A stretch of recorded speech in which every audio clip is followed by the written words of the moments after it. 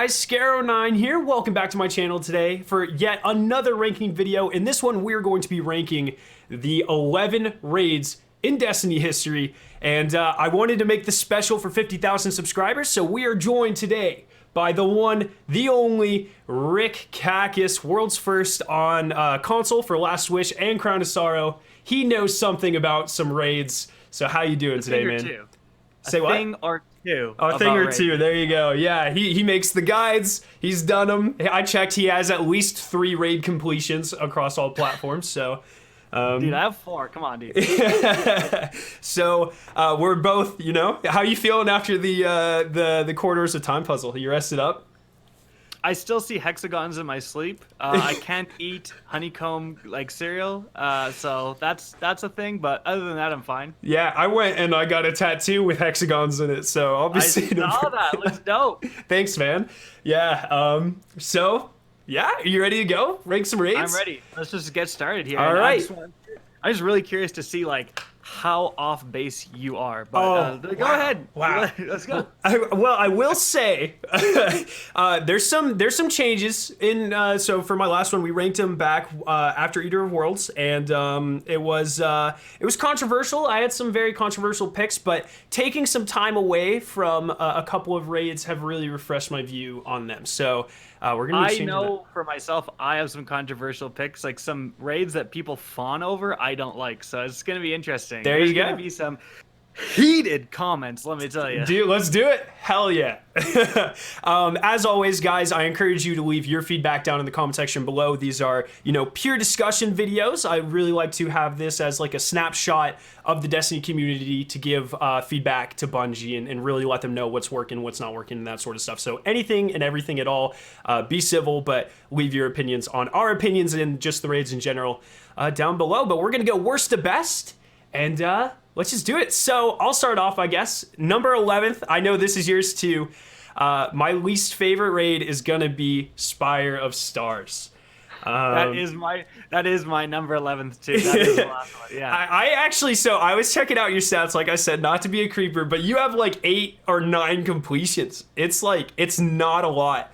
And it's a shame because I actually don't actively dislike this raid, but it's so freaking hard to find anyone to run this raid with. So the thing about this raid, in my opinion, and one of the things, like, I'm not a stats chaser guy. Like, once I kind of get the loot for the raid, I don't really do it anymore. And so both of the raid layers, if you remember, they just added on kind of to the Leviathan loot pool. So Spire and Eater both had 2 weapons that you could get for raid rewards. But the best armor ever, dude. Well, the armor though, this was at a time when it was like the 3 stat armor, right? Right. So the armor from the raid was the literally exact same, not like hypothetically exact same, literally the exact same as a random piece of armor that rolled in mobility or whatever. It's like somewhere else in the game. So it really didn't have a good reward structure, and blowing up the ships outside the window was cool, but everything else, like, I don't know, there was a lot of glitches. Like, it felt like you were trying to activate stuff and you were doing everything right and it wouldn't work half the time, and it was just more of a frustrating experience for me, to be honest. Yeah, so there's some things I like and dislike. One thing, we have the exotic emote. I believe this is the first raid to ever give you an emote, and it was awesome. That is true. The emote is dope. Yes, really cool. The first encounter, I freaking love, but the thing that fun. Yes, exactly. The thing that really gets me about this raid that I wish more people liked, and I harp on this all the time, the fact that there is an optional second encounter in the jump puzzle that you can choose to do or not to do for extra loot is so cool to me. I freaking love that. I just wish that was something that maybe they incorporated a little bit more, but I think it worked really well. I'm talking about if you, I think but you can destroy, in the jump puzzle, you destroy the vent and you grab the ball, and if you get it to the end, you get the extra chest. I know exactly what you're talking about. Yeah, I like that. I like that. There's like the worst raid in Destiny is still like a good piece of content, yeah, right? Right. Like something's got to be the worst. Something's got to be the bottom of the list. For sure. But all in all, I think this was also the first raid that Vicarious Visions like really helped on quite a bit. And I don't know, I like it. The boss, I will give you, has enough mechanics to be 2 or 3 separate encounters on its own. Trying to tease people, that is... It's a lot, oh. and it often goes wrong without being your fault. Yeah. Is kind of my things I don't like. And I'm also not a huge fan of just, the overall, like, the end boss, like, when you're taking him down, it feels more like it doesn't really involve too much how good your weapons are. It's just more about, just memorizing and which some people love. The people who chase stats love the memorization raids. Yeah. Right? But for me, I kind of like a little bit more kind of hero moments and stuff that can go wrong and you can, like, recover from. And I feel like Spire doesn't have a lot of those. Honestly, with how you're talking, I think our list might be a little bit more similar than you think. Well, let's go to number 10 then. Dude, all right, number 10. This is a hard one because, once again, I really like this raid. Crown of Sorrow for me. Okay. Yeah. So my number 10 is Eater of Worlds. Whoa! Really? Yeah. Okay. Yeah, and it's just because, look, I like Eater, and I like it a lot more than Spire, but I just had to put the 2 raid layers at the bottom. Like, for me, the raid layers, they could have just had one more encounter and been a proper raid. They could have had their own loot pool and been a proper raid, because if you actually look at their layout of, like, beginning encounter, travel encounter, and then 2 fights, like 2 different kind of encounters in the boss arena, that same layout was used for Scourge, and it was also used for what's the other one? Crown, right? Spire. So, but what they did is they added a little bit more, and they added their own loot pools and turned them into proper raids. So it's like they were pretty close to proper raids, but the fact, again, that you have 2 weapons to chase. Yeah. 2. It's just like... That's fair. A lot of people, that just removes the incentive. And once you get the loot after just a few runs, you're dipping. Right? You're out of there. That's fair. I respect that a lot. Well, I'll talk about why I like Eater when we get to it. But for my number 10, Crown, this is the thing about this. Like, the final boss is perfect. It's awesome. I love that encounter so much. But the first encounter of Crown of Sorrow feels like pulling teeth. It's awful. I do not enjoy it. It suffers from something that I refer to as the Oryx effect, which is essentially having an encounter that you can't shorten no matter how good your team is. You have to go a full 4 rotations. I hate those. I hate them so much, those encounters that suffer from that. And I feel like by the time you get to the 4th round of the first encounter of Crown, everyone's so bored, you're likely to screw up, and then you just wasted 10 minutes and you have to start over again. The jump puzzle's cool. No, sorry, go ahead. I agree with everything you're saying. This is a little bit of a spoiler, but Crown's my number 9. So it's not like I'm not rating Crown that highly, actually. Okay. No, go ahead. Let's talk about it. That's a perfect segue. I totally agree with you that Crown, yeah, like the first encounter is just miserable. Yeah. Once you kind of learn it, because you learning it, and the first time you did it, there's like no difference there in how long it takes, which is ridiculous. And also I don't mind the boss fight. The boss fight is kind of cool. The pre-boss fight, like the first encounter in that final room, I'm not a big fan of. No. Because it's just one of those encounters that is very, very glitchy. Mm-hmm. Like, I've done it a lot, farming Terabot and stuff, and so many times I had occasions where, the shield would go down, or the shield would not go down, and the boss would, like, glitch up and stay there. Like, many times the shield would be up, but the boss would be in, like, the I'm being damaged phase, and the only thing that could damage him was, like, melee, so everyone would run in and start meleeing him. Like, all this weirdness keeps happening in that encounter, and I really hate that, because a raid is a big deal. A lot of players out there, like, only I think something like 20% of players have even beaten a raid. So you get a group together and you do a raid, and something happens outside of your control to lose an encounter. I absolutely hate that. Yeah. And I really, like, those have all got to be fixed. If Bungie expects us to be near perfect in executing a raid, they need to be near perfect in executing their, the gameplay and stuff. That's a great way to put it. And actually, like, a really funny anecdote for that. I think it might have been on our Crown of Perfection run, or whatever the heck it's called, where we were doing it with no deaths. We killed the boss, the Deception, and he spawned again, a fresh one, and we had to kill him again. That's happened to me too. Dude, Like, that's such BS. Like, what the heck is that about? Yeah, it was just like, what I really do think it was on our flawless run because we did it, and it was just like, what the hell's happening? Like, what is Yeah, this? there is some shenanigans there, and so I think that brings it down too. Yeah. And the loot isn't that good. It Like, the all looks Terraba- awful too. I really like the armor set, but all the weapons, like, they're not great, and aesthetically they don't look great either. Yeah, I think the like best thing there is like the curated shotgun because it can get 1-2 punch. Yeah, right. But like, and I don't mind the machine gun actually. It can get a Fatebringer roll, but like aside from that, Yeah. like nothing else. And the Terraba is not that good. I was really looking forward to the Recluse nerf because I was like, oh, it's going to make the Terraba more attractive, but it didn't. All they need to do is make it so that it doesn't lose its buff when you stow it. Yeah. And then that weapon is banging. Like Yeah. that's all they need to do. That's all they need to do.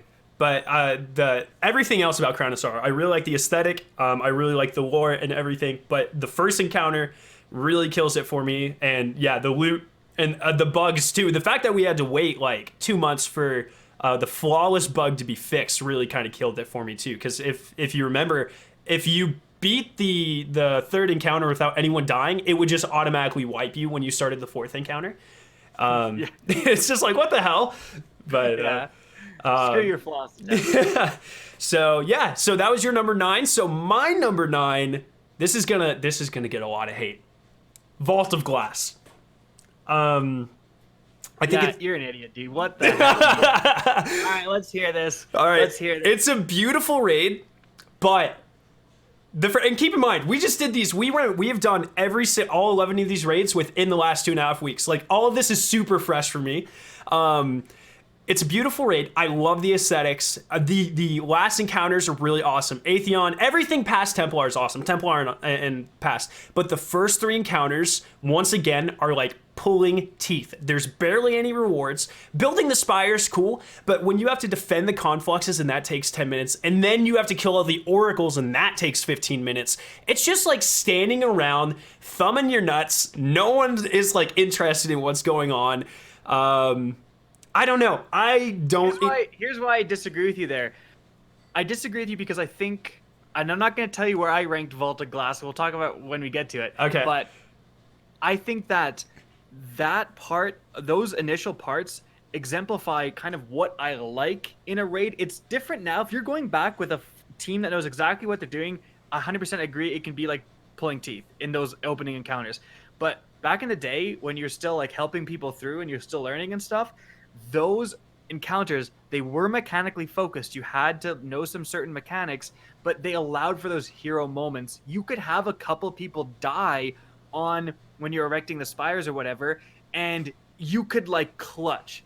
I've clutched those encounters with the vault with one person alive, just like doing one of the spires and then going over to the last spire and like fighting. Those moments are what makes a raid special to me. Not just memorizing all this stuff and then just doing it 100 times. It's more just being a solid player, clutching, being able to clutch in those moments your team needs you most. That's what I love about it. And Vault lets you do that better than any other raid. That's, I respect that. And I totally see that, especially like with Templar. We've had a lot of really good moments when, with the shield guy, the Aegis guy bouncing around and stuff. That's all good. But those first encounters really kill it for me. And one thing I really want to hit on is, like, I'm not a very like nostalgic person. That's not something that really does it for me. It was amazing as a first raid. I'm really glad it exists and that sort of thing. But I truly believe that if Vault of Glass in its same form right now were released today, the overall reception to it would be negative. And I mean, what's it like being this wrong? Well, just like compare it to like some of the raids you get now. No, listen. When I get to where it is in my rankings, I'll destroy it. All right, I know, that's fine. That's I kind of get what you're saying. Like I do see the similarities.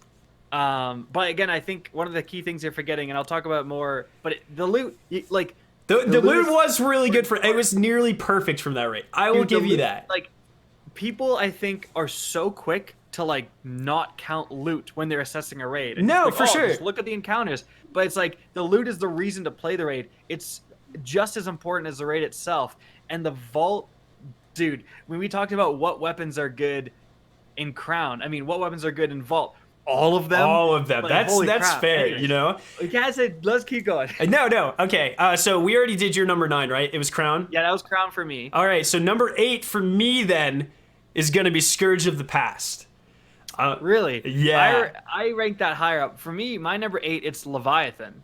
Oh, that's okay. That's let me do Scourge first because that segues really well into my number 7. So number 8, Scourge, incredible raid. I love it. I love how they were playing with like more open areas and more like freedom for players. Like if you think of something like Wrath of the Machine, it's all like really close quarters and you can't really go anywhere. The game decides where you go. But with Scourge, like you can have people stand on top of whatever random building they want to, right? It doesn't really matter. The damage mechanic for the boss is really interesting because it doesn't force you to do it. It doesn't wipe you if you don't, if you don't match the buffs, the circular and whatever, parallel, angular. It doesn't matter if you actually use them, but it helps you do damage, which I think is really interesting. It doesn't punish you for not doing them. The map mechanic's really cool. The Sparrow mechanic's really cool. And one thing I really like about Scourge in general is it has something that, going back to loot, something that I feel like a lot of raids nowadays miss. It has a Sparrow that is not only cool, but actually has a really, really interesting perk that requires an RNG chase. And I'm a big sucker for RNG drops, like something that gets you to run the raid 10, 20 times to get. And Scourge of the Past has both Anarchy and the no time, or the, what's the Sparrow called? Damn it. I forgot. I want to say like no time to explain it or something, whatever it is. I know that's not it, but whatever the Sparrow's called, I think we're awesome in getting you to run that raid again. You had the shotgun that drops that was really good, the threat level, and all these things. The threat level, not the scout rifle that can get box breathing. That's right. The only scout rifle in the game. You can schmelt people with that thing with box breathing. You like aim down sights, get it going. It's normally a 4-tap. You can 3-tap people. It has, with box breathing, it has pre-nerf not forgotten time to kill. I mean, this raid had a lot of really good loot. Really good and loot. I think it's fair to say I feel like you have not, or in your assessment, which is fine. Like you're just not valuing the loot drops. No, mine is. Well, keep in mind, like the way I do these, we are raiders. Like get on every week and do like 5. It's for me. The loot plays a big role, but where you get all the loot and you kind of like stop doing them, we keep doing them, and so that's fair. That's fair, and you're going back. I get that, but like for so many people, the reason they are doing it is for the loot. And I'm just trying to think of like if you're doing that raid for the first time, and and again you're not a hardcore raider and you're going through there, like what kind of things can you get? And the threat level, banana sandwich is good. Potentially the scout rifle, really good. God forbid you get the Anarchy, dude. The Anarchy is like arguably the best exotic in the game. I would say easily top 2 for sure. Like you could, if someone said that, like argued that it was the best, I'd be like, that's a solid argument. You can't say that's ridiculous. Like, it is so unbelievably powerful. Mm-hmm. Like it's kind of hard. I think if you don't use it for a while, you kind of forget. I remember when I was trying to, it was Season of the Undying, and it was those roaming Hydras that would happen from the Vex invasion. I needed to kill them for the title. I had like Lord of Wolves on, a bunch of really good stuff, but I just got like so cucked for ammo. Like I couldn't get ammo, and we had some blueberries that were doing nothing. They were just shooting primaries, and I got down to like 5% and it disappeared, and I didn't get. I was like, oh my gosh, what the heck? Then switched to Anarchy because I was like, if it's gonna be like this, I'm gonna go try hard. It was so easy. Just like bop, bop, shoot 2. Then you basically just shoot 2, like 3 different times. Like 1 magazine killed this thing that I pumped hundreds of Lord of Wolves rounds into. Like it's insane how much damage you do with it. Yeah, I don't disagree. The loot from this raid is incredible. Just after the 40th time of doing the phase 1 encounter, it gets a little bit like I'd say fair. redundant. I'd say, but I will say though, like I kind of laid into like heavily on the anarchy, but like look at the difference between the anarchy and the Teraba. They're dropping the same Yep. like rate pretty much. Even the 1,000 voices too. Like it's good, but it's not top of the top of the top. Yeah, you know. even people are still go for the 1K, but I'm like I see tweets all the time of people being like, finally got anarchy, 40th run, 60th run, Yeah. whatever. I never see those tweets for Teraba because no one cares. That's because no one's done 40 runs of Crown, dude. That one exotic is so good that people are willing to do Scourge 60 times to get it. Yeah. And I think that's the one thing. I think Scourge is like a really good representation of what the raid layers could have been like with one extra encounter and a little bit better loot. The Sparrow encounter, dude, also I feel like doesn't get enough credit because during that like the day one attempt, that was the first time during a day one where everyone's laughing. Yeah. Like it was fun. Yeah. It was legitimately fun. And most of the time for raids, it's just stress. Yeah. Like that's all it is. So to be chased by that giant thing and everyone's laughing and people are like falling off the edges and stuff, like it was actually a legitimately fun experience. Yeah. And I wish Bungie maybe did a couple more of those, turn those like traveling encounters into a more like fun experience. I completely agree. And actually, like circling back around to what I was talking about, like the optional encounters, I totally forgot, but the Sparrow has one too, where you hit all the switches and unlock the chest. The Always On Time. Yeah. That's the name of that Sparrow, by the way. Just remembered. Yeah, no, I like this raid a lot. With that sort of stuff. Yeah, what was my number 8 was Leviathan. Yeah. Yeah, and that's my number 7. So go ahead and say what you're gonna say about it. Yeah. What, So should we talk about that or should I say my number 7? no, dude. Let's talk about the Leviathan. Let's get out of the way. Yeah. Yeah, like it's just middling. Yeah. It's just like it's all right. That's actually what I put. It's half really good and half meh. Where like the bats encounter is like, why the hell are we here? The gauntlet encounter is really cool. Like the first couple of times you do it, but I love the concept of like Callus bringing you and testing you. Yeah. Like that's so cool. But the gauntlet is kind of like the only encounter that really kind of feels like that. Like it's like the other encounters just kind of feel like you ended up somewhere on a ship. yeah, I agree. And the gauntlet suffers from that Oryx effect I was talking about. You have to go 3 rotations, and if you screw up on that final run, you're starting over. Yeah, I agree about that. I kind of like how the rotation of those encounters changes. Yeah, like, that it's is kinda cool. Sweet, where it's a little bit different week to week. That's my favorite thing about the raid. Actually, is the underbelly area is like being able to do that. Baths is all right. The final boss fight I like, but I mean we harped on Crown for being glitchy. God knows the final boss fight for Leviathan is, dude, how many times have you heard a teammate scream, "I fell off the edge, it wasn't my fault"? Like too many times. Yeah, because like you hit these weird pieces of geometry that they've never bothered to fix, and you just yeet off the edge. Yeah. Like, or you go right through the like wall that's supposed to stop you. Like you go right through it. Yeah, and you're just like, well, we've had it. Like we're screwed. We've had it too, where like you kill Callus and he goes into his final stand, but his shield never drops, so you can't damage him. And so like we're like unloading onto him and nothing's happening. That's happened before. I mean, the whole premise, like the strat, at least that we use for Leviathan to damage Callus, is predicated on a glitch. You have someone in the throne room kill themselves, so more skulls spawn, and it's I don't think that's a good way to kind of. I mean, you don't have to do it these days because there's so much more powerful weapons. But right. Yeah, it's just kind of. No, thinking back, like I have nostalgia for a lot of the D1 raids. I don't have a lot of nostalgia for Leviathan. I respect that. Nostalgia for like Last Wish. One thing I will give the Leviathan is its prestige mode is incredible. I think it is, and I do miss.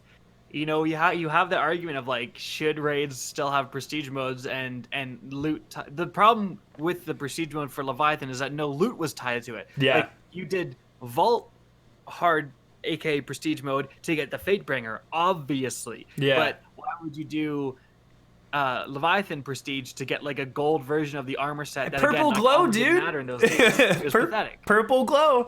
Yeah, dude, it's absolutely pathetic. Like everyone looked at that and was like, screw that. And one thing that also, like, Leviathan for me marks a turning point where raid challenges started becoming just kind of nonsense. Like in Destiny 1, all the raid challenges that rotated every week were really well executed. I don't think there was a single one that I thought was just kind of a waste of time. But in Destiny 2, starting with the Leviathan, it's hard for me to find a raid challenge that is like, yeah, let's do it. That sounds fun. It's more like pools, your guy always has to stand in the middle water. Like, why? What does that make any sense? That's not a challenge. That's having one guy not move. And these sorts of things. And there's no additional loot, like you said, for doing it. So I really like the idea of the key system and getting like more exotics and stuff. But when a raid has to kind of base its extra rewards on world drops, I feel like you're kind of missing something. So. Yeah. There's some decent rewards for the time, but sadly they've all been outclassed. I think Leviathan, Eater, and Spire, Bungie should really look at just updating the loot pools. Like bringing those so they reward maybe not pinnacle gear, but powerful gear, and then just making random rolls for all the weapons. Dude, that would be a huge influx of content, and it wouldn't require that much work on Bungie's end. They just like make the weapons random rolls. Yeah, that would be really cool. And like, can you imagine like an inaugural dress with random rolls or Midnight Coup even? Oh my goodness, that would be so much fun. That could be really good stuff. And all right, but your number 7 is Leviathan. Yeah. So this is gonna ruffle some feathers, dude. My number 7 is King's Fall. Oh, okay, that's actually really close to mine. So. Because, dude, people have the biggest boner for King's Fall. I've seen so many people say, like, oh, King's Fall is the best raid. I totally disagree. And again, it's how I said before. There's no hero moments. It's just, hey, all 6 people need to memorize these mechanics and do the same thing every time. Yeah. And if you do something wrong, you're screwed. That's really funny. That's the exact reason I'd put it at number 6, is because the Orcs effect is named after this raid. It's like, again, certain, and I'm not trying to disparage you. Like, if you do like that raid, that's fine. But I find like the certain type of people that love those raids are the like stat chasing type of people where they have like 200 clears, and that's fine. Like, that's totally fine. But like the many clear people, I find are like the people who do like those.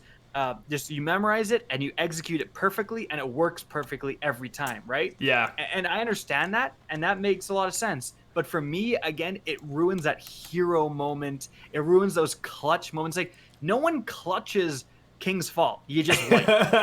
Like, I don't like when it turns into, like, mistake, wipe.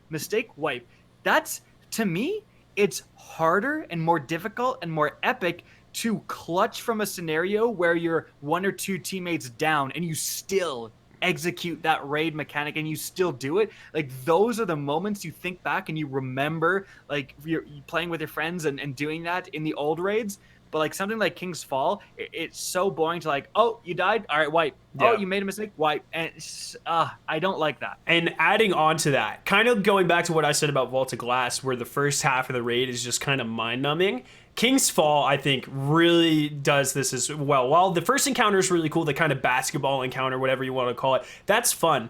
And the ship jumping puzzles, cool and all. It's still like getting through those 2 parts and totems to just begin the raid at War Priest takes a good 15-20 minutes, even if you're speed running it. And it's just there's minimal I think you can get like the fusion rifle or maybe the ghost shell or something from totems. Dude, the rewards, like we've talked about rewards, the rewards in King Fall suck, dude. Yeah. Defiance of Yasmin is good, and the machine gun. The machine gun. I forget what it was called. Yeah, the sniper and the machine gun are good. Quillem's Terminus. There you go. It's called Quillem's Terminus. Quillem's Terminus. Everything else is pretty trash. Like, the pulse rifle is okay. The auto rifle, the Anguish of Dryson.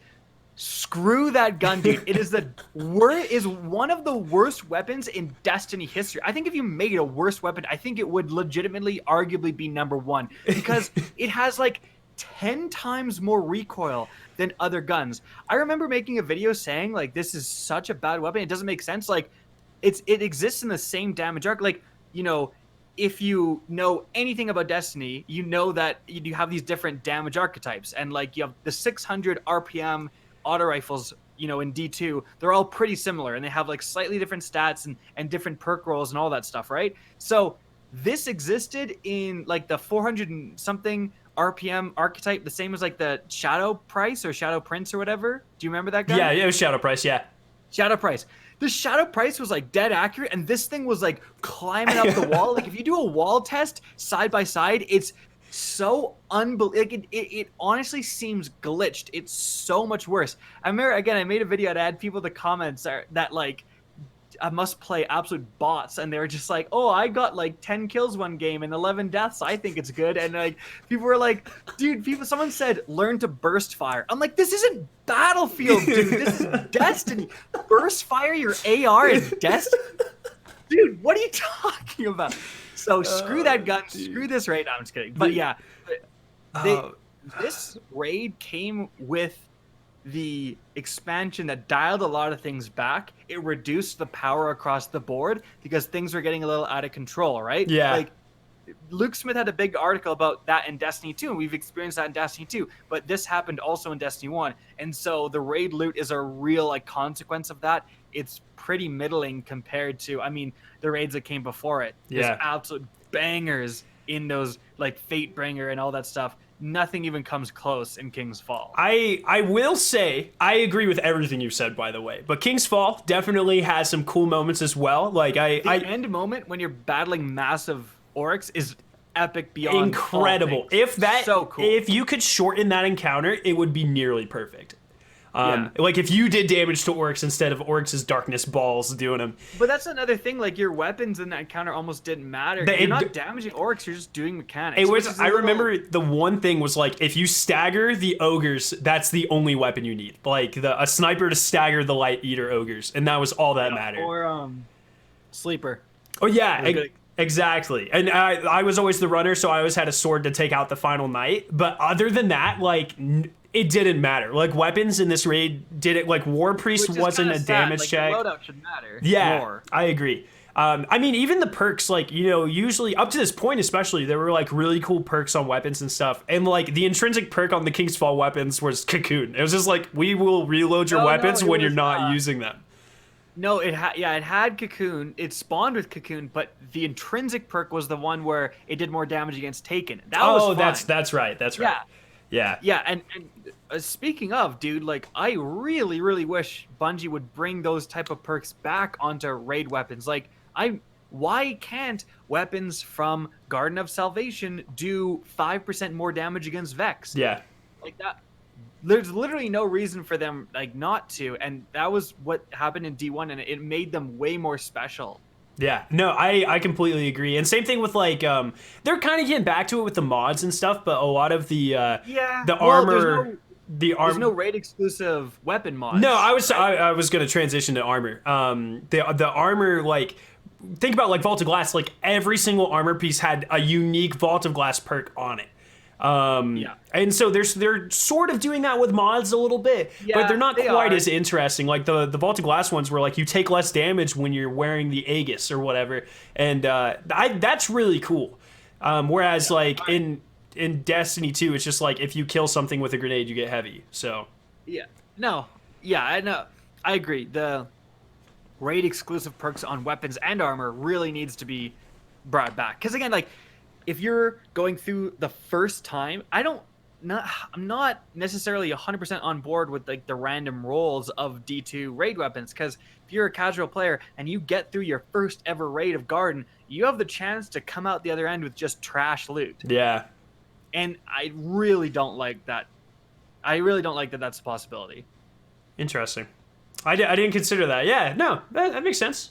I do like, though, the fact that, like, the stat rolls on armor. The fact that I still want to run a Garden every week to get, you know, a 62 or 64 or whatever drop armor. I think that's cool. But But, you know, King's Fall, I agree. There were cool moments, but I think a lot of it. Well, hold on. Yeah. Now you don't. Say now what? you don't care about that armor because it doesn't have the new seasonal mod. Oh, slot. that, you know what? You're right. Yeah. So now it's like, whatever. Yeah. It's a whole other can of worms. All right, what's your... Wait, that so was my number 7 is King's Fall. That was What's my your number 6. So your number... my your number 6 was King's Fall. So what's your number 6? Your number 7 was Leviathan. Yes. Okay. My number 6 is Garden of Salvation. Okay. Okay. Because of the loot problem, or do you expand on that a little bit?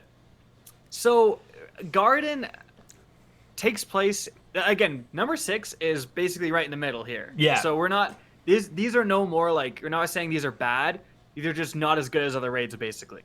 But Garden takes place in a really epic location, like Black Garden, super cool. There's some very cool mechanics. There's some very good loot. The shotgun getting 1-2 punch.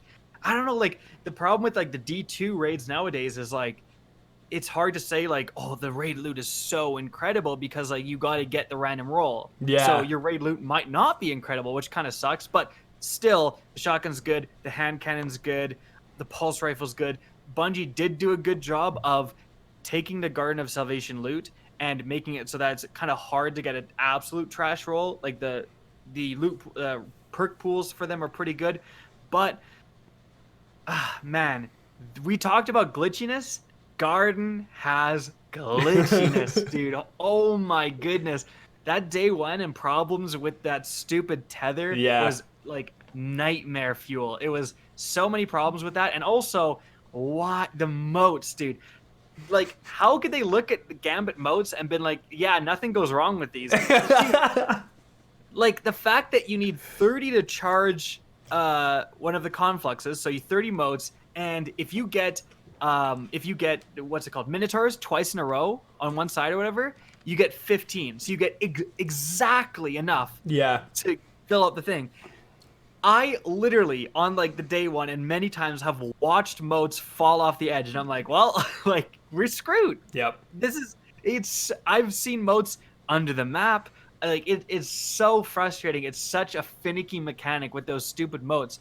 And I think, you know, if they would have made it so it's not 15, it's 18 either way to give you a little bit of a buffer zone, that would pretty much fix it. But especially this comes up in the challenge for the final encounter where you have to be really specific with those moats. My gosh, it's frustrating. Like, I think that again and again, I'm not thinking of this as a perspective of myself. Like, I run through that crap all the time. It's pretty easy. It's easy for me. I think of it from the perspective of someone who's like cobbled together an LFG group doing their first time, and they watch a moat fall off the edge, and like, that's the encounter they would have got, but now everyone's mad and people are leaving. It's like a disaster, right? It's like, that's so unfair. Yeah, no, I agree. I'll get to the reasons why I like it, like the specific reasons here when we get up to it in a couple spots. But no, I like the loot. I agree with the glitchiness. I mean, the Consecrated Mind, right? That's the second boss, I think. Yeah, he is even pretty glitchy in that encounter as well. So, yeah. So yeah. I'll give you that all day long. So yeah. That was your number 5, you said?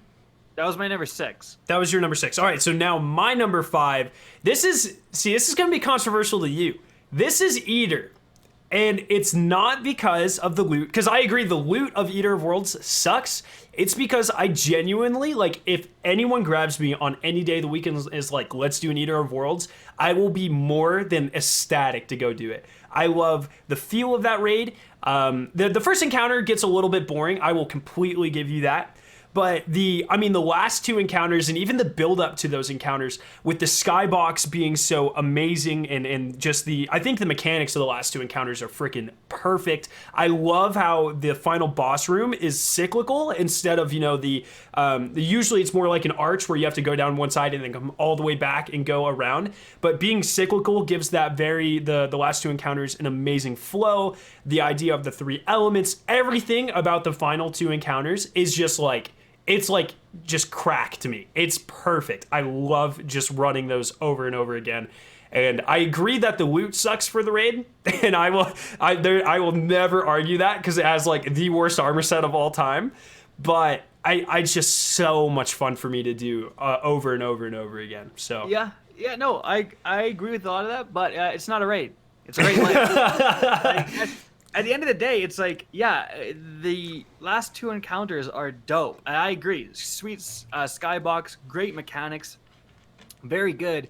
But you got to consider, if you're not just running it for funsies and you don't have the option to get a group together and you're running it seriously, like there's not really a big incentive in terms of a reward. And it's like, it's one of those things where looking back where you're like, wow, if they would have just added one more encounter in the middle, like a proper encounter, Yeah. and then had its own loot pool, this thing would have been a full-fledged raid and we would have all like fawned over it. Yeah. And so I think, yeah, I think compared to how much more content and how much more loot you get in the other raids, I think putting a raid layer that high, like that's why I don't have. It's just still a raid layer. I think it's the best raid layer. I think it's a good piece of content, but it's just content to content, it falls short. No, you know what? And like I said, I mean, it's kind of interesting because it's like just the differences. This is a really interesting perspective into like the mind of different players who play for different reasons, I guess. And yeah, loot doesn't, after the 10th run, loot doesn't matter as much to me. It's more like, do we wipe a lot because of dumb mechanics, or is this just a fun raid that you can go knock out? And Eater really just does it for me. I don't know. I'm like, it's hard to explain it more than I have, but it just does it. Eater like a hot many. I think I've ran it a few times, like a decent amount. A like few way times. More than 5. Like, so I get what you're saying. It's just like, if you're not just doing it for funsies and you're thinking of the perspective of someone who's like doing it for the first time, For sure. they're gonna get for like sure. the world's ugliest armor set and be like, "What the heck?" Dude, they get to be space rhinos.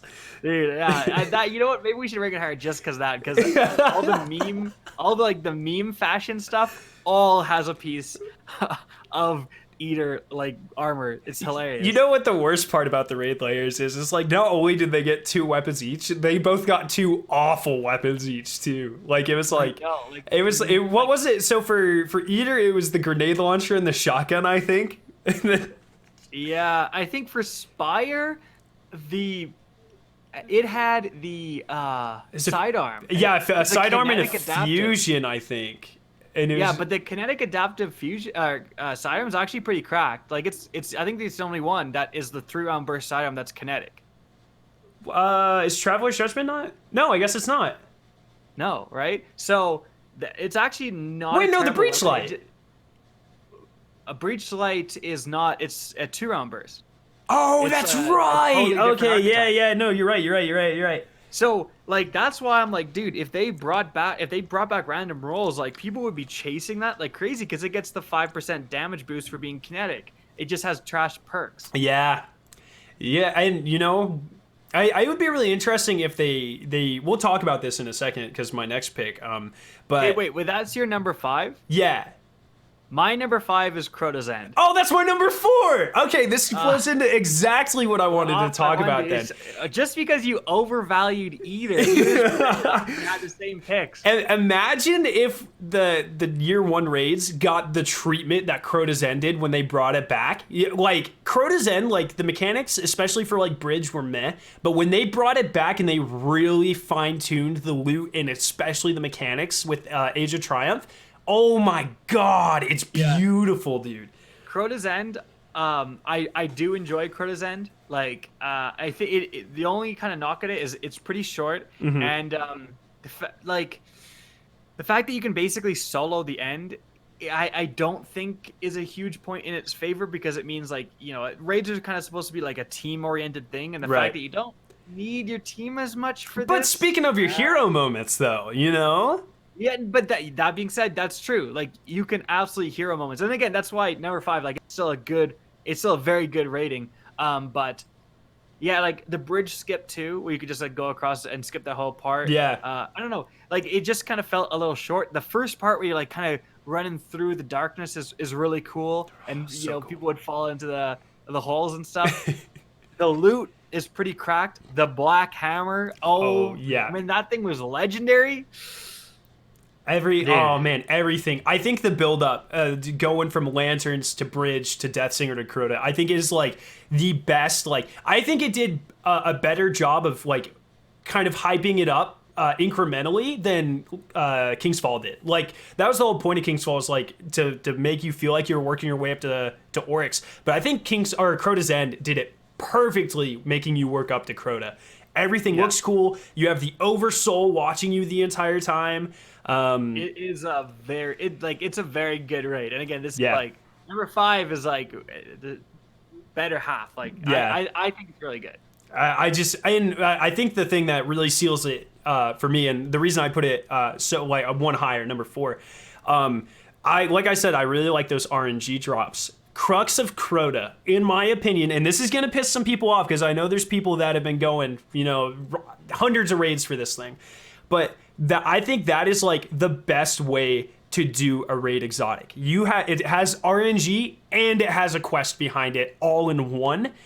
So you got that hype drop, but you also like knew what you were working towards, and you actually had to evolve because it was like the Eidolon ally or whatever, and then it evolved into the Necrochasm or whatever. The problem was the reward at the end of the puzzle, the Necrochasm, wasn't that good. That's fair, but when they brought it back, it was a little bit better.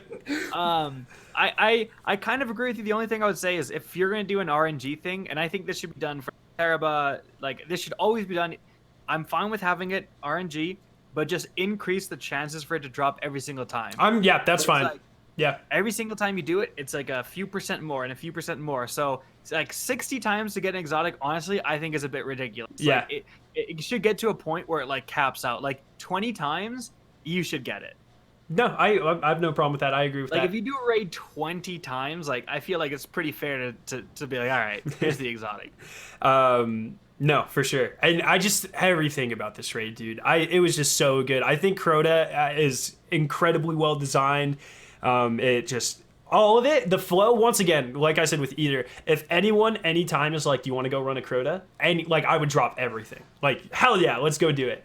Yeah, Crota's it's a very sweet raid, but listen, and part of the reason it's number 5 for me is we have agreed and knocked on glitches and said that it's not good and it sucks when your encounter can fail because of a glitch. How many damn times has the sword despawned for Crota for you? You know what? That's fair, but like, so many. People always overlook this. Like every 3rd run, the sword despawns for no reason. You're right. You know it does. Yeah. That's fair. Like, and again, this is not saying it's like the worst thing ever, but you got to consider that where it's like your first time through and you suddenly hear someone start screaming like, where's the sword? And everyone's mad at each other, but no one's fault. It just randomly despawned for no reason. Like that crap happens too much. And that's again, one of the reasons it's not a little higher for me is because it is a prominent glitch. All right. Yeah, that's fine. I respect that. So have you number 4? Oh wait, your number 4 is Crotas End. Yep. So what's your number 4? What was your number 5? My number 5 was Eater. Yeah, okay. My number 4 is Scourge of the Past. Wow, that's a huge difference between us. Way higher. Yeah. Way higher. Because I really like the more I think about it, the more I really like Scourge. Because the loot is amazing. Like, especially the Anarchy. So unique. Just like, the Anarchy, I think, kind of ties the 1K as, like, the perfect raid weapons. Like, the Teraba is like, even the Divinity is kind of like, it kind of relates to the raid, right? But like the Anarchy is like that fallen weapon, like the fallen use that, you know what I mean? It's like fallen technology. I feel it. We just need an ornament for it. It's like the only exotic in the game that doesn't have one.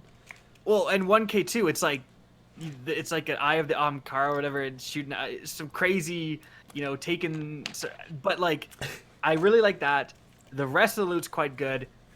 I love the fact that you can use sparrows because like no other raid really incorporated them, and it's like that's such a key part of the game.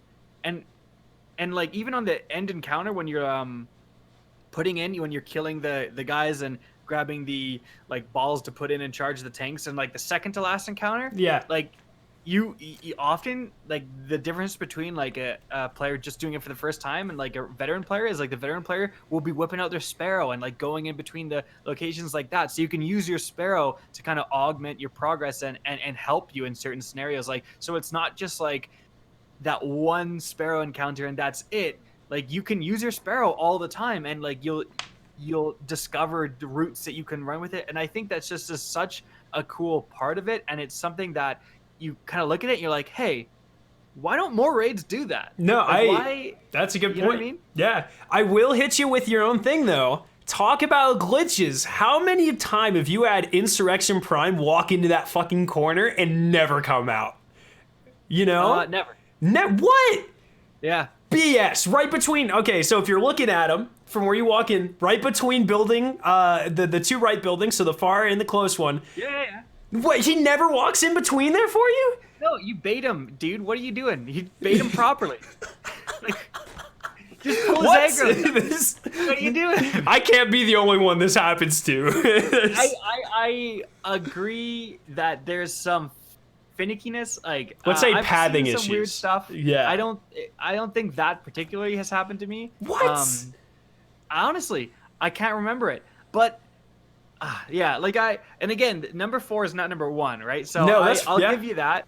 I'll give you that. But I just like, again, like I can't believe that during day 1 I was cracking up during the Sparrow encounter because it was so fun. Yeah. Like that no other raid has that element of like fun. Every other raid is stressful until you like master it and you're going through for the lulls. Yeah. So I think that's something that like it just captured something that like I wish more raids would, you know what I mean? Like if you're gonna have all incredible like boss like damage checks and like super stressful encounters for the most part, throw in a fun encounter in the middle, and I think Scourge did that perfectly. Yeah, no, it is really fun. I will say that fun turns to pure stress when you're doing the flawless version of that raid. Holy, yeah, right, that's fair. That's fair.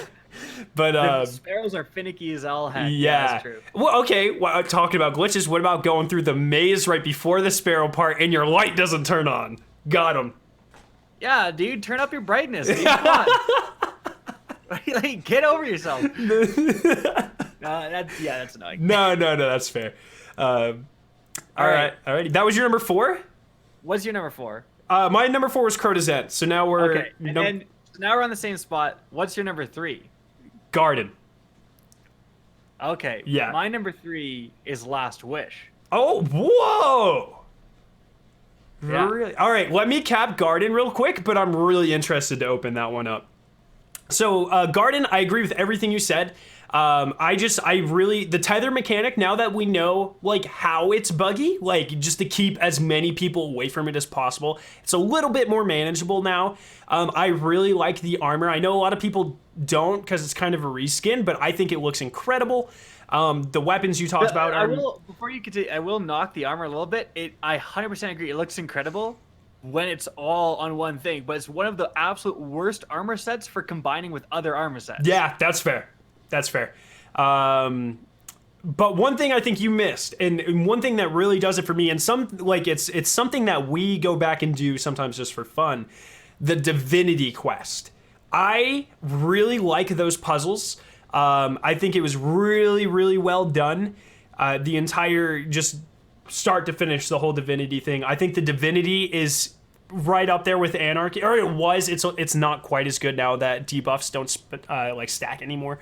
But I really liked that entire process, and I think the design, the fact that a lot of raid bosses are just kind of like bigger versions of something else. So like Crota's just a giant knight. Even the Consecrated Mind is just a big harpy or whatever. But the Sanctified Mind has a completely unique model. He's kind of like a giant monitor. Not a little bit of like a husky goblin, just real big. Maybe. He looks more like Megatron. But yeah, I'll give you that. He's pretty unique. Yeah, it's like kind of like Oryx level unique. Yeah, and I really like how they did. Because a lot of raids will focus on kind of the Arc Solar Void thing, but they managed to do like separate elements with the light and dark, for lack of better terms, without crutching those. And I really like that idea for the final boss. Everything, you know, it is a little bit buggy. I'll completely give you that. When you get 215 runs, I'll give you that. A little bit buggy, let's be real. It's buggy. For sure, you know, all of that. But I think the environment is beautiful. The hitbox of that dang final boss you love so much. Like trash tier. What is that? Like, how about like when you're shooting at him and he just like randomly turns like halfway so you can't shoot at him? Yeah. He goes into his damage phase like facing, like basically turned around, like basically his back's to you. You're like, what the heck? Look, I'm not gonna say there's not problems with the raid because there are. It's only number 3, right? Yeah, I just. All of it. I really like all the mechanics for it when they work properly are very well done. So big fan of this raid. I think the aesthetics are really good. All the designs are really good. The rewards are really nice. And I'll kind of like give it like food for thought. You know, you're right. Like it sucks that someone can run this raid and get a crappy weapon, but at the same time, it's nice that I have a reason after 20 runs of this raid to still do it. Other than just having fun. Like I'm still looking for those stat rolls and stuff. That's the pro of random rolls. You're for 100% sure. right. But it's balancing that pro with the con of like not everyone can run it 20 times to get the good roll. No, I agree, also, but I have to rank these for the type of player I am, you know? And it's let's like, not forget, it also opens a can of worms the fact that you can only get a run like once per character. It's like, why, if it's random rolls, it'd be nice to, why can't you farm it? And even if you wouldn't get a powerful, you'd still get, you know, that's a whole interesting topic. No, I agree. These are all things that like, hopefully by kind of consolidating all of our feedback, a bunch of get some ideas from. That's the whole reason I do these ranking videos. So really interesting topics, those sorts of things. But yeah, Garden, my number 3, I like it. Let's talk about Last Wish for your number 3. Yeah, banger raid. Like banger. Absolute banger. You know, was at a key turning point. You know, Destiny 2 wasn't doing too good up to Forsaken, and Forsaken had to, like, it had to hit. It had to be cracked, and it was. And Last Wish, the largest raid in Destiny's history, the biggest piece of content. It kind of showed that they're taking things seriously. It has a lot of those sick hero moments and stuff like that where you can clutch. You need to know the mechanics, but you can clutch. I will admit it has maybe one too many boss fights. But I don't know. It just was an enjoyable experience, and I kind of like where it's like you're working your way. Like, talk about aesthetically, you're like working your way into where the layer of the Ahamkara is, right? Yeah. And then when you first drop through the thing and you see Riven, you're like, oh my god. Yeah, dude. the reveal was done so well. Like that first time you're like, this is insane. Yeah. And now I will admit the actual how you're supposed to properly do Riven is absolutely intense, dude. Like, oh my gosh. Maybe even a little too Oryx like on that final encounter. Yeah. Which is kind of maybe somewhere I would knock it. I like, but to be fair, I like that you only have to, even though it is very Oryxy and flow, you only have to do one rotation. You can easily put out enough damage to get her to her final stand after. Yeah, that's a good point. But like we've been talking about loot, the loot is not that. I mean, it's like good, but it's like, you know, that auto rifle, the age-old bond, the curator roll is pretty decent. The Supremacy. Hell yeah. Supremacy with triple tap and whatever else it is actually a really good PvE weapon, but it's also a good weapon. But the Supremacy is good 100%. But then there's like, for every Supremacy, like the fusion rifle, no one really cares about. There's like a bunch of weapons that aren't that good. The like Chattering Bone is like all right. You know what I mean? I feel like you're gonna make people mad with that one. People swear by the Chattering Bone, dude. I agree. It's all right. Okay, you can swear you can swear by the Chattering Bone until some guy with a thorn who doesn't miss comes along, and then you're swearing by that. Like, so you're swearing, you're not swearing by the Chattering Bone. You know what I'm saying? Yeah, like, I feel it. I don't dislike the Chattering Bone.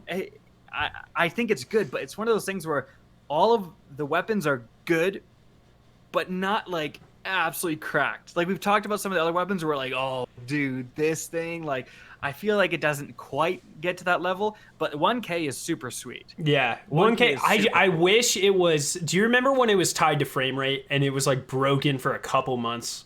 I wish it was Yeah. still like that because it feels Yeah. it's a powerhouse, but I like why use it. I want it to compete with Izanagi's. You know, it's a weapon made for freaking Ahamkara remains. Let me Yeah. feel how powerful it is. You know? Yeah, it's a like it is very good though at clearing out ads. Like my god, you just like sweep an area and then everything. Yeah. That's pretty dope. But it's such a cool looking weapon, and it's not like terrible. So it's like people still go for it. I equate it a lot to the Acreus. It's really good, it's really powerful, but it just doesn't have its niche like Anarchy does, you know? Yeah, but like if someone's running it though, you're never upset. Like okay, you're in. Let's say you're in Sundial, someone's running a 1K. You're like, sweet. Yeah. Like, you know what I mean? Yeah, no, for sure, for sure. It's still a good weapon, and again, like I'm not trying to say that the other weapons are bad. They're still a lot of them are still very good, and you're still going for very good rolls of them. They're just not as like absolutely insane as some of the other things. But no, like this is my number 3. I think this is such a good raid. I think that there's so many things to go for, and not to mention taking armaments. My God, dude, going for that mod, and that's part of the reason. Like you talk about reasons to play raids. Crown kind of got. That's how bad his loot is, but like Crown, Scourge, and Last Wish having those armament perks, like even if you've gotten every single weapon god roll, you're still chasing that like year 2 armament perk because it's so powerful. No, I think I really like. Well, I'll talk about this more when we get to my ranking for it. But I really like Last Wish has like 5 or 6 of those RNG items I was talking about. Like there's. Until you do 40 or 50 last wishes, there is always a reason for you to run it. So I like that a lot. Yeah, no, I agree. I think it's really good. I think it's the best raid of Destiny 2. It's my highest ranked Destiny 2 raid. Oh, that's really interesting. Yeah. Okay. Alrighty. All right, so I think our number 2s are the same, but maybe not. So what's your number 2? Wrath. Yes, me too. Yeah, Yes. Wrath of the Machine. It's in my opinion the perfect size of a raid. Like 40 to 45 minutes to complete if everyone knows what you're. Maybe 35 if you know what you're doing. Some of the most unique encounters in the history of raiding. Siege Engine, the Death Zamboni. Literally, I was cool. On the edge of the wall, like so cool. I was getting my tattoo last night, and my guy was like, "Oh, you play Destiny, huh?" And it turned out that he played Destiny a lot too. And the one thing I was like, "All right, what's your favorite raid?" And the one thing that stuck out in this guy's mind, some random guy I just met yesterday, Death Zamboni. And he actually called it that. And it's so cool that like a raid encounter can be that unique and that epic to stick out in like everyone's mind. Everyone who played Destiny 1 knows what that thing is. It's so cool. It's so cool. Not to mention, we've talked about raid rewards. Yeah. I think Wrath of the Machine has the best raid loot of any raid. I literally have that typed word for word in my outline. Better than Vault. Yeah. Dude, better than Vault. Like, look, Fatebringer was cracked, dude. Division of Confluence, cracked. Like, unreal. But, those weapons are basically just better versions of legendaries. They were just legendaries that had literally perfect stats and rolls. Yeah. They weren't doing anything super unique. Pretty much the same with Crotas End. Crotas End, like the white nail perk and stuff was a little bit different. But like the way that Wrath had like a perk and then a totally unique perk to Wrath, like the Genesis Chain, Firefly, that auto rifles couldn't get. Then it had Focused Firefly. Like that combo, and the Genesis Chain was such a good weapon. The pulse rifle that had the steel medulla, yeah, like all these weapons, even like the hand cannon that didn't, it didn't have the best thing. It had I think a perk that increased the mobility for doing something. Not to mention triple double on the machine gun and on the Chaos Dogma scout rifle. Yep. Like triple double was so powerful. Like that scout rifle could like take down bosses, dude, if you're out of ammo for other things. Like the Deus Machina, all of these things had like bonus fallen damage too. So Yeah, good. the Whirlwind's Curse, bonus fallen damage and better mobility just tacked on. So Yeah. like those weapons, like they were so good, they were so unique, and if again, I've talked about this scenario of if you go in there one time and because you cobble an LFG group together and you're a casual player and you beat Wrath one time, you're coming out there with some banging loot. Even if you get like the worst of the weapons, it's still banger loot. And to tack onto that, the looting system as well, where you got the Siva fragments and you could build a key to get extra rewards from specific encounters, so you knew exactly all of it. So if you're chasing something, you had some control over the RNG. Yeah, beautiful. In addition to all of that, having that amazing loot, it still had the RNG chase that I like, because you had a ship, a sparrow, and a god tier shader to get to. So you had to get good RNG for all of those. Yeah. Also, I mean, we talked about exotic quests. Yep. This one has like the king of them all. Yep. With Outbreak Prime Prime back in the day. This quest, I remember it blew open the Destiny community, man. It was insane. It was wild. Like it was wild searching for like it was one just probably the coolest exotic quest in the game. Like hard, not everyone did it. A lot of people hated it because they had to do that math part, which was pretty annoying. I'll admit there. You had to have a Titan and a Warlock and a Hunter in your group for some of them. Like it was not easy, but it was the reward was very, very cool. That whole DLC, we're fighting Siva, and then that final reward lets you use Siva to kill other guys. Like that is such a cool concept. I completely agree. And yeah, it was the first exotic. That's like my main problem with Destiny 1 exotics. This is a completely different discussion, but a lot of them were like just like really mundane a little bit. They had cool perks, but they didn't seem alive or whatever. But the Outbreak Prime, like it felt different. It was like, oh damn, this weapon is something special because of the Siva. Perfectly, I mean the armor too, like with the ornaments from Age of Triumph and everything about Wrath of the Machine. That armor was like so good. Yeah, Chef's kiss. It's so good. And you know, and putting loot aside, it was just an incredibly fun raid. Like the Axis encounter, the Axis challenge, all of it was perfect. It didn't feel tedious. It gave, you know, it was really interesting because up to this point it was like a lot of Gallahorn and Gallahorn this, Gallahorn that. But this raid was like swords, like use your Dark Drinker, and it changed up the meta a little bit while being incredibly fun. It was just perfectly executed in my opinion. Also allowed for hero moments, dude. Like you can grab one of those in that the last encounter when you're killing the servitors. Like you can clutch that so well. You can have people like grab someone else's Scourge cannon and kill their servitor and stuff. Like it allows for those hero moments, which I really, really appreciate. Just such a good encounter, so good. You had a really good final stand that didn't feel like it screwed you over. Just felt really epic. And I mean, even like the Vosik encounter, right? Like the whole thing where I remember the first time we did the prestige version of the raid and the safety doors were like half down, so you had to Indiana Jones slide under them. So cool. All of it, just everything about this raid was just incredible. Yeah. So number one. Wait, what was your number two? Oh yeah, no, we had the same one. That's right. All right, my number one, Last Wish. I think just the boss flow, I agree with everything you said, but just on top of the loot, I think that just the gameplay loop for it's really nice. Perfect boss flow. I don't feel like there's any really tedious encounters. Like Vault still has the Oryx effect, but you only have to go 3 rotations. It's not quite as bad. It's a little bit more interactive, so I kind of like it. The non-cheese Riven fight might be my favorite raid encounter of all time. I really like it. It really sucks because no one wants to not cheese it. Like, even my consistent raid team, it's like, come on, guys, let's just do it normal. But no one wants to, but I love just the entire thing. And the one thing that I think a lot of people miss about Last Wish, and I think is the coolest thing, it is the only raid where you have a raid artifact, the Taken Eye thing. It is used differently in every single encounter. In the Shuro-Chi, it's used to delay the damage phase by using your super. In Morgeth, you're saving your teammates. In Vault, it's literally, you know, progressing you. You're cleansing the plates.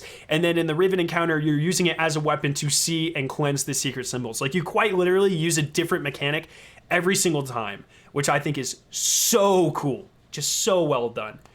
I agree. Yeah, and that's why it's my number 3. But my number 1, the correct number 1, is Vault of Glass. This blows my mind. This is crazy. You've got to remember. I think you've got to remember when Destiny 1 came out. Similar to Destiny 2, I don't know why Bungie can't just start strong, but Destiny 1 came out. It was not doing well. It was getting pretty panned. Like 6 out of 10s from IGN. Like a lot of 6 out of 10s, 5 out of 10s.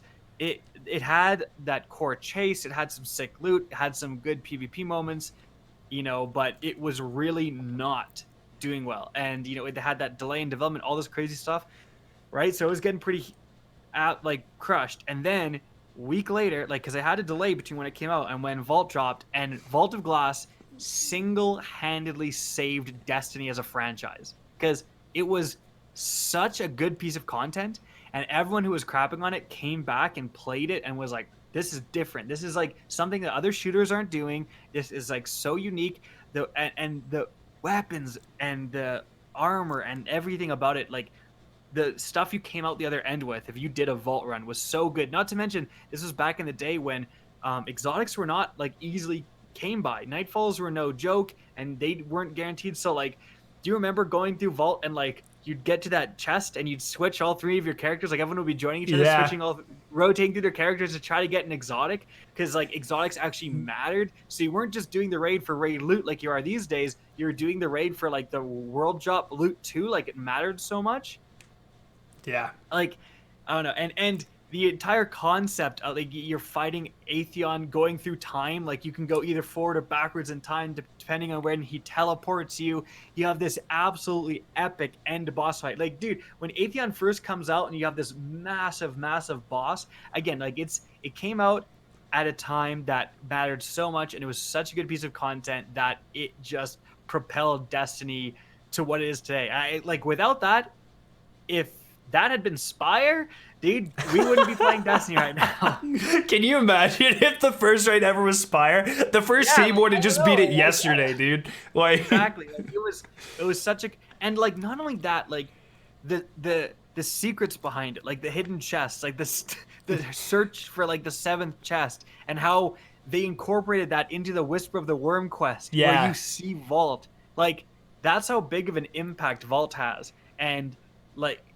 It's just such an like I just thinking of how you had that random portal and like how it came up again in the Whisper of the Worm thing is so freaking cool, and it just shows the lasting impact of Vault of Glass. No, I you know, just hearing you talking about it makes me like excited, you know. I was like sorry the first 2 encounters took a little too long for you. Dude, it was that damn Spirit Bloom chest. People kept opening it and screwing my RNG. Do you remember that? Like the secret Spirit Bloom chest in the Templar encounter? And people were like, if you open that, you're not getting an exotic from the other one. Yeah, I don't think that actually mattered. No, there's no way it actually mattered. But that entire thing was just... But then, they did like... But that other way through... Didn't they like add a chest? There was something like maybe in... I think it was if you, during the Paradox mission, I think that's where you picked up the first quest for like No Time to Explain or something, maybe. And they added a chest or something like that? Yeah, there was like a secret like Vex Gate room in there. I remember that too, but I don't think that was in the raid itself. It was on the way from like Templar to Gorgons. Yeah. Yeah, but okay, that aside, Gorgons, dude. Gorgons is so fun. Gorgons... Like, we've talked about the Sparrow encounter being, like, actually kind of fun. Gorgons is a little bit less fun, I'll admit. But that's just one of those encounters, like, nothing else even comes close to that encounter in Destiny. Yeah. I mean, it is super unique, you're right. It's super unique.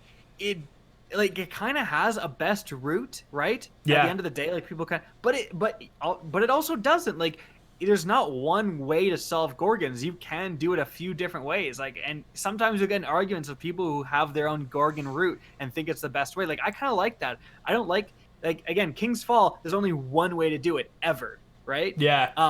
But with Vault, there's a few different tactics you can use, and people will argue over what they think is the best tactic. Like, that's so cool to me. Yeah. I mean, yeah. But, I mean, the real question, if we got Vault of Glass today, if it never came out and we got it today, do you think it would be as well received? I think it would be pretty darn well received, honestly. Like, it's got like several encounters. It's got secrets to find in there. The exotic connected to it, obviously. I mean, we've talked about the exotics. This one's the Vex frickin' Mythoclast, dude. Like, used to spice up thumbnails for the last 6 years. It's been, like, what do you mean this wasn't the reward for quarters of time, dude? What? Oh my god. I can't believe it, dude. It's so weird that people are so connected to this weapon because it was good for like a couple of months, but once it got nerfed, it was just like... Because that right there is such a good point. It wasn't even that good towards the end, but it was so freaking cool. Yeah. Like, the way it looked, and it's a Vex weapon. It's kind of like the Anarchy, where the Anarchy is like a fallen weapon you're using. This is like a Vex weapon that you're using, and it's just so cool. And it was just the first raid exotic that people are still so connected to it. Even, like you said, it wasn't even that amazing. Yeah.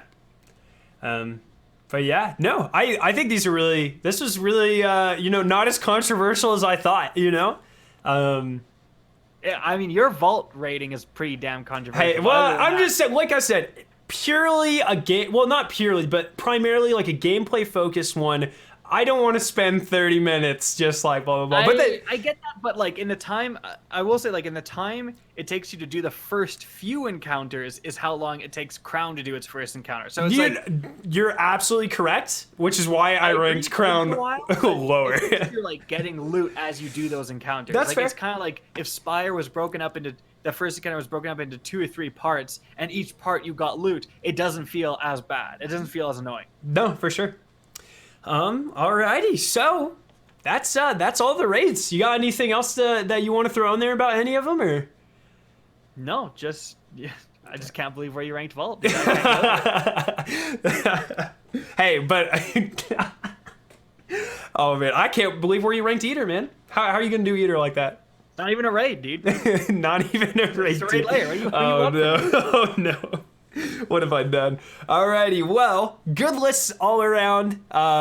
Yeah, so if you have your own list, once again, everyone in the comment section, leave your feedback down there. That's super important. Like I said, the whole point of these, to try to probe the different types of players. I mean, I play the way I play, Rick plays the way he plays, and you guys play the way you play. So it's good to have different perspectives just readily available for Bungie so they can take all these things into consideration. But yeah, Mr. Kackis, thank you so much for joining me today. Hey, you're welcome. It's been really fun. It's been a lot of fun hanging out the last couple weeks over the corridors of time and stuff. And honestly, just it's pretty good. I think we can all agree though that the best raid ever is actually Prison of Elders, and we just totally forgot it. So. Oh man. Oh no.